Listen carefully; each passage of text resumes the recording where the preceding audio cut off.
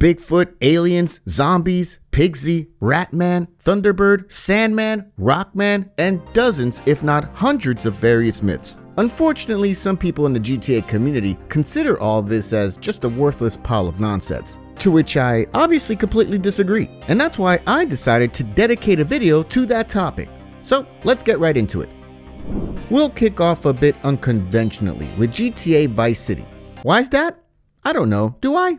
Actually, GTA Vice City isn't really associated with any creepy or mysterious locations. However, there is one spot that most of you will probably know about. Yep, no surprises. I'm talking about Apartment 3C. The second we enter it, things already become interesting. The flat is empty.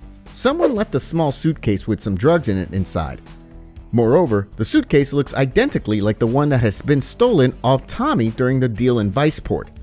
There are many theories claiming that the suitcase in the flat is a hint for Tommy as to where to look for the lost coke. But I don't really get it, if I'm being honest with you. Cause what kind of hint is that? What does this suitcase hint at anyway? And actually, I think that the dude who's the author of this fairy tale must have had a couple of pisswasser bottles beforehand. Cause like, what even is this? Someone tracked down the guy who had the drugs, went to his yard, whacked him in the bathroom, left the murder weapon there, painted graffiti, just to leave some more clues for the feds, and left a fortune's worth of drugs. But at least he took the body, as a souvenir I guess. So yeah, the bathroom is 100% the most interesting room in this flat. Some murder, the chainsaw, and the bloody graffiti that actually looks exactly like the one we can find in one of the cells in the police station on Staunton Island in GTA 3. It's also easy to spot a reference to the Scarface movie here. By the way, the drugs in the main room also have a lot to do with that Scarface scene. First of all, we can see the mentioned drugs in the scene, and second of all, the drugs were the reason behind all this mess in the bathroom in the first place. What else can I say? This location is definitely worth a visit. What we will not find in Vice City in 1986, but we will find in Vice City in 1984 is the building with a staircase near the stunt course in the downtown district. That's why now we move on to GTA Vice City stories. The question is, why? And what's so special about this building? Well, I know it may sound a bit wild, but it seems as if either the building and the staircase is sort of cursed. First of all, the upper part of the stairs, for some reason, has this texture of grass. Second of all, if we wait a bit somewhere close to the stairs or on the stairs themselves, we'll notice that pedestrians will start climbing up the stairs. However, none of them will ever reach the roof. Anyway, every pedestrian always at the same spot, like halfway up the stairs, will get stuck or will desperately try to penetrate through the banister, constantly attempting to run into it. After a while, you could literally accumulate like 10 people who will either get stuck or will run in place within just a few meters. Very odd stuff.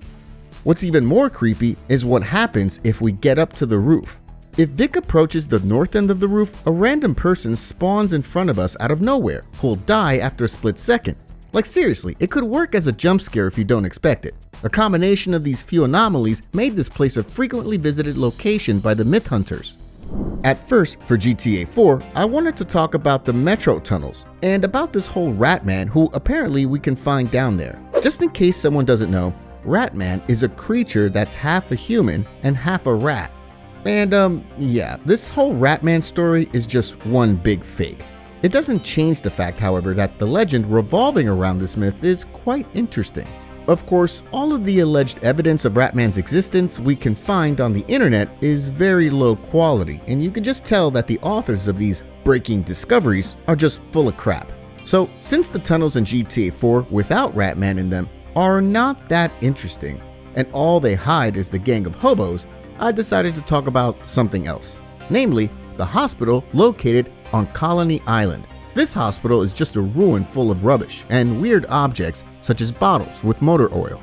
The place itself, especially at night, is very creepy. The room layout has a big impact. Inside the hospital, we'll find many long corridors going through many very similar rooms. All this creates a vibe of some proper horror movie. There's a whole lot of reports from the players claiming that you can hear some weird noises or spot some paranormal creatures like ghosts, demons, naked Catalina,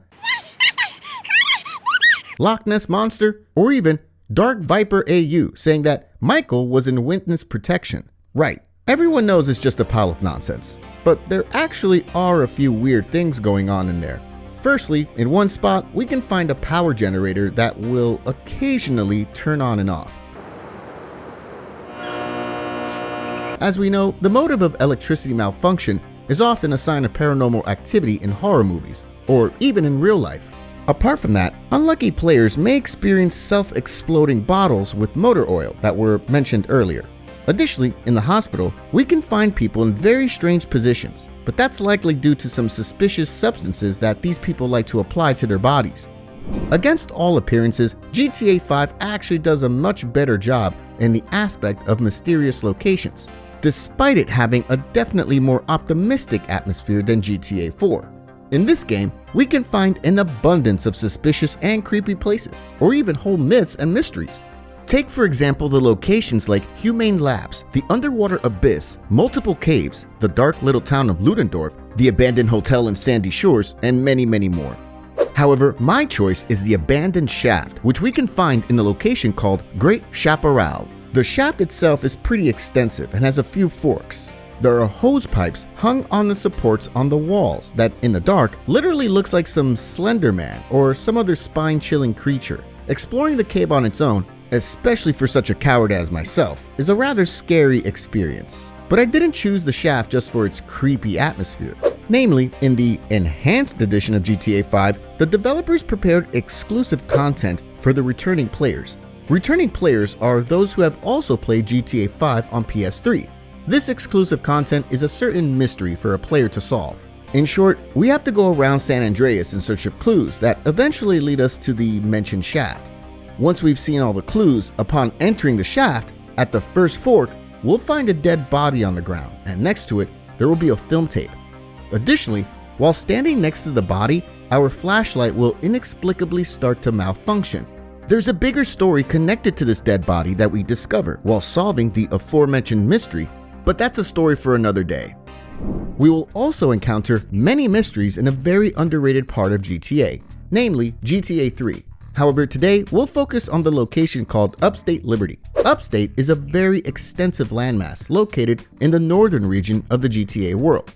Like I said, it's very extensive, going from the very west to the very east of the map, thanks to which we're able to see it by looking north essentially from each of the 3 parts of town.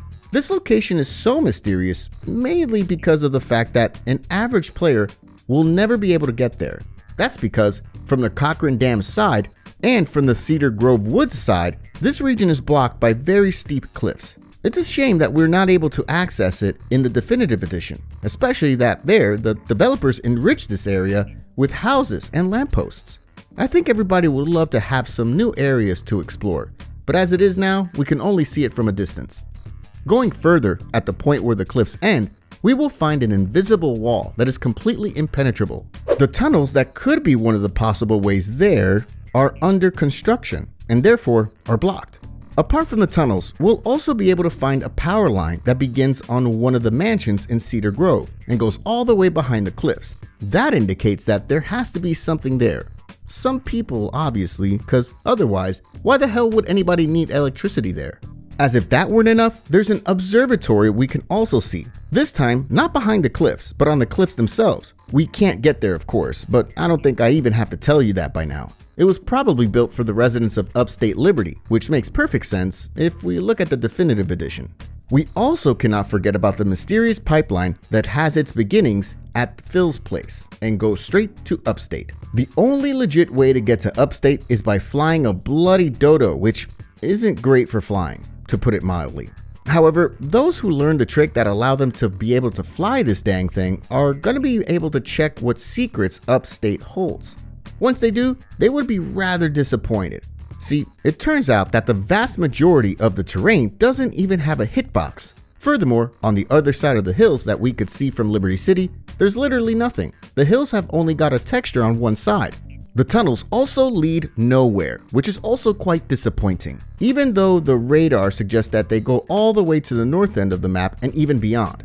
Additionally, while flying around the area, we will encounter many paranormal phenomena, such as the hills suddenly disappearing and then reappearing after a while, a lack of water in places where it definitely should be there, and the other way around, presence of water in places where it definitely should not be there. The ground on which the observatory is situated and the observatory itself do not have collision detection either, so we're unable to explore it without falling under the map. In terms of the power line we were talking about earlier, it ends literally just like 15 meters behind the cliffs, and that's pretty much it. It gets more interesting, however, if we go past the upstate region and fly further north. We'll find the so-called ghost town there, the location in which the opening sequence in GTA 3 takes place, which I already mentioned many times in my previous videos. As well, take a look at this cool Easter egg that the developers have left us. If we decide to fly past Ghost Town, we'll notice on the radar the names of fictional towns made up by Rockstar based on the names of some of the developers. In San Andreas, we'll also find a ton of creepy spots. There's something going on everywhere. The place where dirty water suddenly turns clean, or the spots where we can find self-driving cars, or the pier on which, for some reason, someone has left a rusty old wheelchair. We've also got the ghost town and the inexplicably glowing house in the country. To put it short, there's a lot to choose from. However, there's one spot that particularly brought my attention, namely the biowell, mainly because of what's going on around it. The biowell is situated in Montgomery. It's surrounded with a fence on which there's a sign that says bio waste. The well itself is a bit odd, but it's getting more creepy at night. Firstly, the well generates a very suspicious green glow. Two steps on the staircase leading to the roof of the building next to the well also strangely glow. The players have theorized that it's because of the radioactive nature of the well. The amount of biowaste that has been dumped inside began to radiate, causing some objects around the well and the well itself to glow. The well itself is situated next to the local hospital and the Sprunk factory. One of the theories claims that these two establishments are responsible for dumping suspicious things into the well, making it radioactive. According to this theory, the hospital would dump bodies in the well. The bodies of people who fell victim to failed illegal experiments that were allegedly conducted there. Sprunk, however, is known to put very suspicious substances into their drinks, sometimes even toxic to people.